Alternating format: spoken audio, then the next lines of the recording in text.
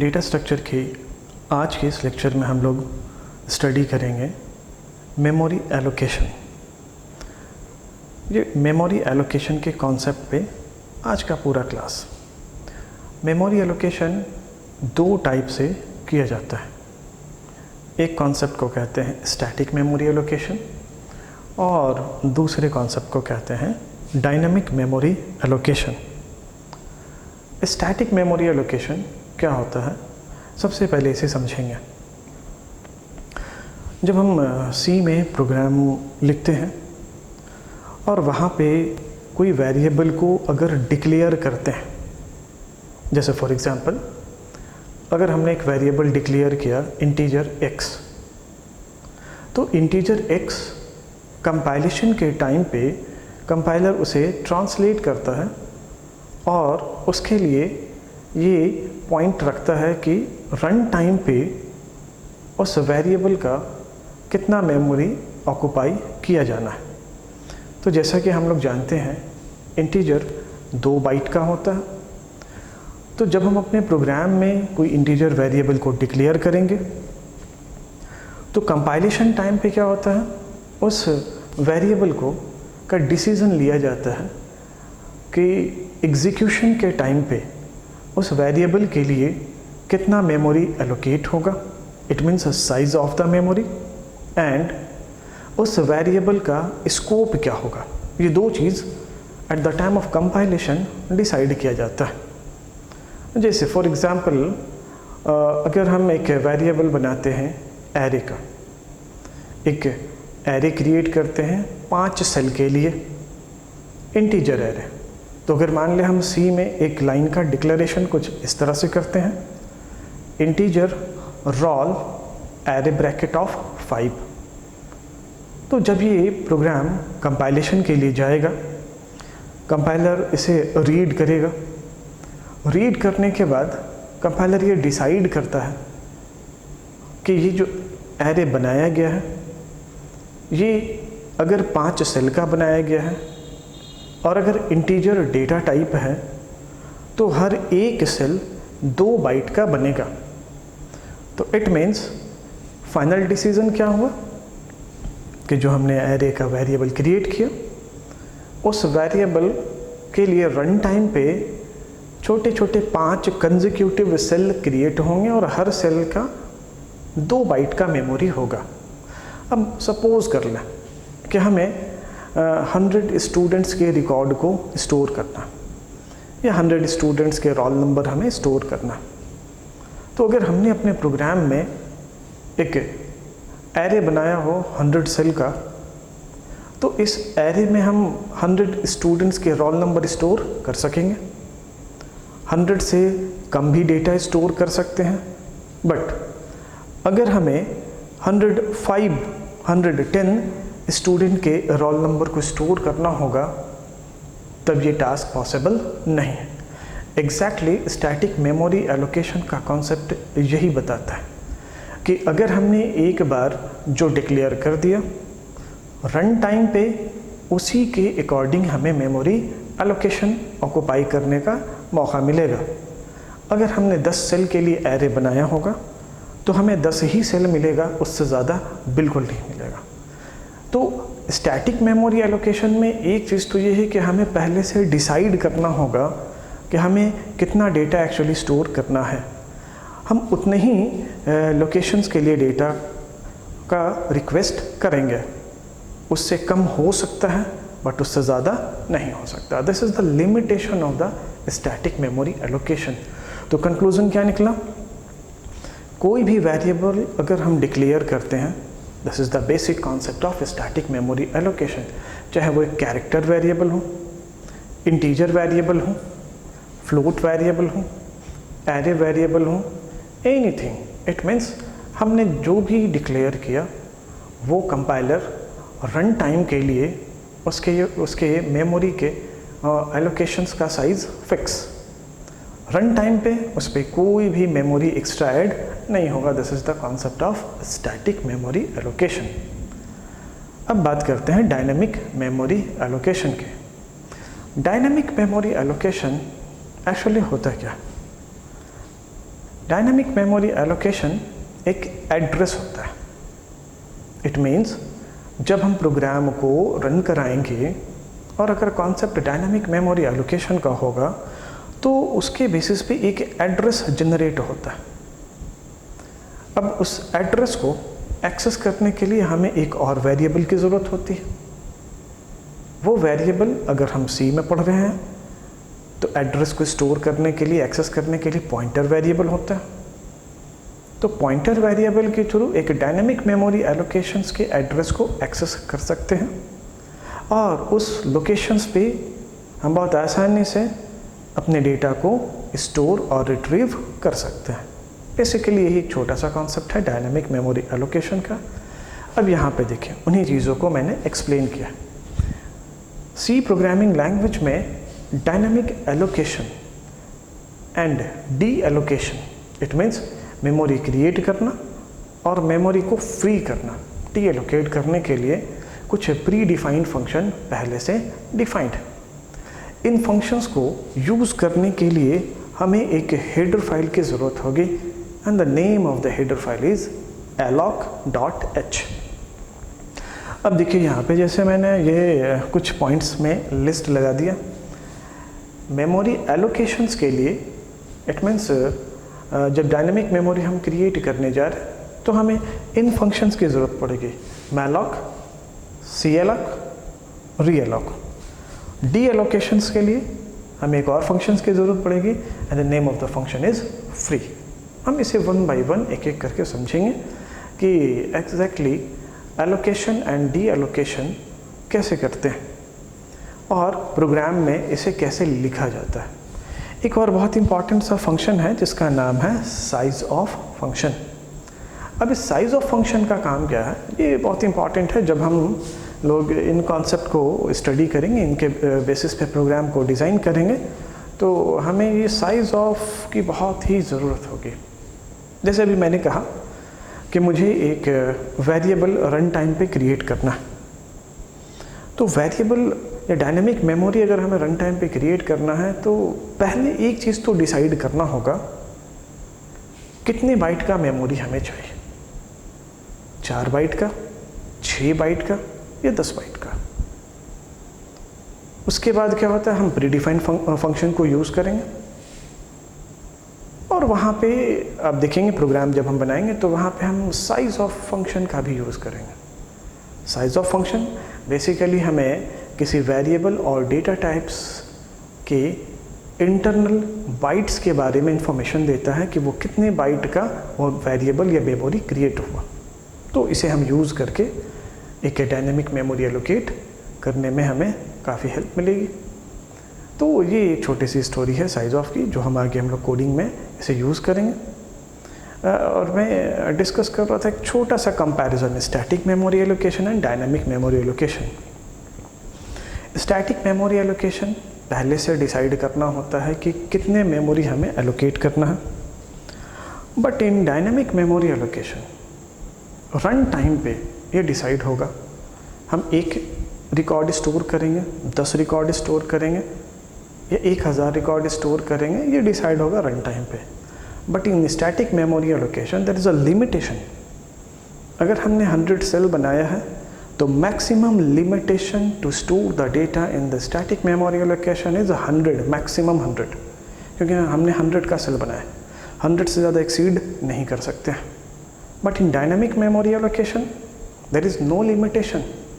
हम सिर्फ इन फंक्शंस का यूज़ करेंगे और ये फंक्शन एक बार जब एग्जीक्यूट होगा एक डायनेमिक मेमोरी एलोकेट करेगा। इन फंक्शंस को जितनी बार हम एग्जीक्यूट कराएंगे, मतलब depend upon the user interest. User जितनी बार चाहे उतनी बार टास्क को एग्जीक्यूट करें, 1 time, 2 time, n number of time, ये depend upon the user. It is not decided by the program और not decided by the memory या एग्जीक्यूशन। रन टाइम पे जितनी बार हम टास्क को एग्जीक्यूट करना चाहेंगे उतनी बार हम टास्क को एग्जीक्यूट कर पाएंगे। There is no limitation. तो इस malloc फंक्शन से calloc एंड realloc, इन फंक्शंस का यूज़ करके हम सी में डायनामिक मेमोरी एलोकेशंस के कॉन्सेप्ट को इस्टेब्लिश कर सकते हैं।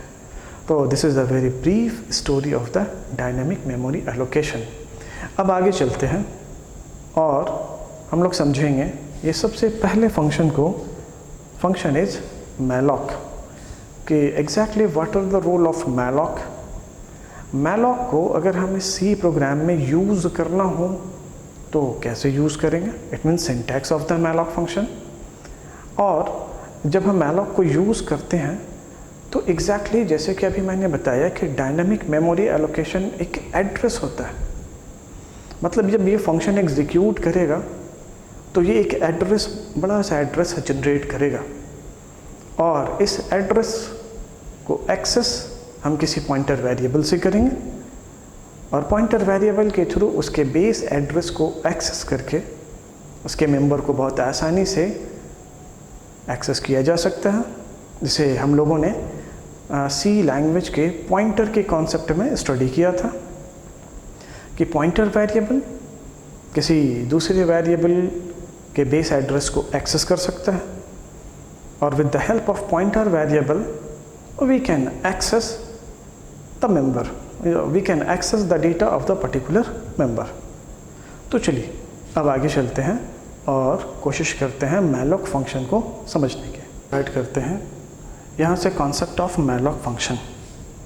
जैसे कि अभी मैंने डिस्कस किया कि dynamic memory allocation it means एक ऐसा कॉन्सेप्ट जहाँ पे डिक्लेरेशन नहीं होता। It means dynamic memory allocation एक एड्रेस है। जब रन टाइम पे हमारे दिए हुए इंस्ट्रक्शंस के अकॉर्डिंग अगर डायनामिक मेमोरी एलोकेट होता है तो वो एक एड्रेस, बड़े से एड्रेस को जनरेट करता है, बड़े से एक मेमोरी को जनरेट करता है, और वो रिटर्न करता है एक बेस एड्रेस। इट मीन्स जहाँ पे वो डिज़ाइन हुआ होगा, जहाँ पे वो क्रिएट हुआ होगा वो मेमोरी लोकेशन, तो उसके एड्रेस को वो रिटर्न करता है। और हम एक बात को समझते हैं, वो वेरिएबल जो किसी एड्रेस को स्टोर करता हो, जैसे हम पॉइंटर के नाम से जानते हैं, तो यहाँ पे एग्जैक्टली इसी कॉन्सेप्ट की ज़रूरत होगी। It means in C programming language जब हम इन मैलॉक, कैलॉक और रियलॉक जैसे प्रीडिफाइंड फंक्शंस को यूज़ करके जब डायनामिक मेमोरी क्रिएट करेंगे तो हमें एक पॉइंटर वेरिएबल की ज़रूरत होगी। अब ये पॉइंटर वेरिएबल का रोल क्या होगा, जैसे वो डायनामिक मेमोरी एलोकेट होगा उसका एड्रेस पॉइंटर वेरिएबल में आके स्टोर हो जाएगा, and with the help of pointer variable we can access the data from that particular location. It means जहाँ भी डायनामिक मेमोरी बना है वहाँ पे हम डेटा को स्टोर या वहाँ से हम एक्सेस कर सकते हैं। तो चलिए देखते हैं और समझते हैं मैलॉक के कॉन्सेप्ट को। तो देखिए मैंने यहाँ पे लिखा है, it's a some informal definition.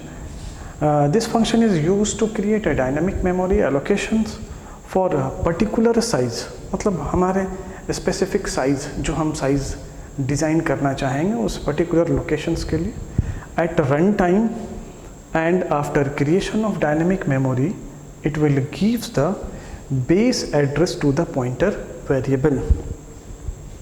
वही बात आ गई कि जैसे हम मेमोरी को एलोकेट करेंगे जिस भी लोकेशन पे ये डिज़ाइन हो रहा होगा ये मेमोरी, तो वो क्या करेगा, उसके बेस एड्रेस को पॉइंटर वेरिएबल के पास सेंड कर देगा, और पॉइंटर वेरिएबल से हम बहुत आसानी से उसके मेंबर को एक्सेस कर सकते हैं।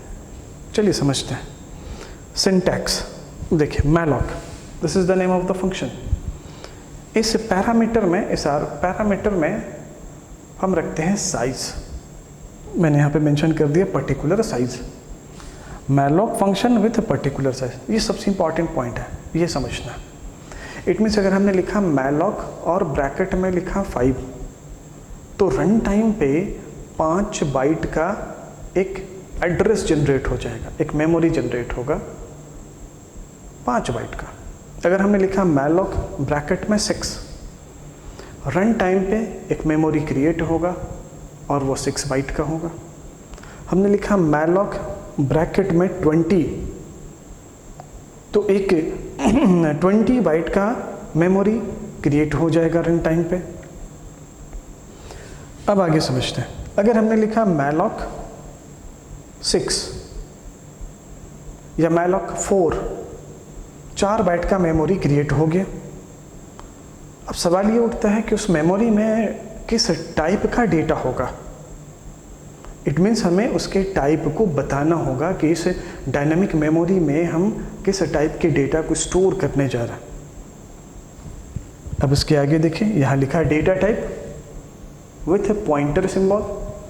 इसका मतलब ये हुआ कि जिस भी टाइप के लिए हमें मेमोरी डिज़ाइन करना होगा उसके हिसाब से डेटा टाइप और पॉइंटर वेरिएबल का सिंबल, इसे एक्चुअली दूसरे वर्ड्स में कहते हैं टाइप कास्टिंग। इट मीन्स जो मेमोरी क्रिएट होगा जिस भी लोकेशन पे, अब यहाँ से वो उस लोकेशन का एड्रेस भेजना चाह रहा है। तो एक बात याद रखें कि जब भी हम कोई मेमोरी बनाते हैं तो हमारे माइंड में ज़रूर होता है कि उस लोकेशन पे हमें किस टाइप का डेटा स्टोर करना, मतलब ये चीज़ पहले से प्री डिफाइन करते हैं। इंटीजर टाइप का डेटा, फ्लोट टाइप का डेटा, स्ट्रक्चर टाइप का डेटा। तो एग्जैक्टली हमें वही करना है। अगर हमें कोई इंटीजर टाइप का डेटा स्टोर कराना होगा उस डायनामिक मेमोरी के लोकेशन पे तो हम यहाँ इंट लिखेंगे। कैरेक्टर टाइप का डेटा स्टोर कराना होगा तो यहाँ पे हम कैर लिखेंगे। और यहाँ से क्या रिटर्न हो रहा होगा, base address to the pointer variable. तो जो डायनामिक मेमोरी बना होगा वो किस टाइप का बना होगा, ये यहाँ से जा रहा है इंफॉर्मेशन, और उसका बेस एड्रेस, तो बेस एड्रेस कहाँ जाके स्टोर होगा, किसी पॉइंटर वेरिएबल में। और उस पॉइंटर वेरिएबल के थ्रू हम बहुत आसानी से उसके मेंबर को एक्सेस कर सकते हैं।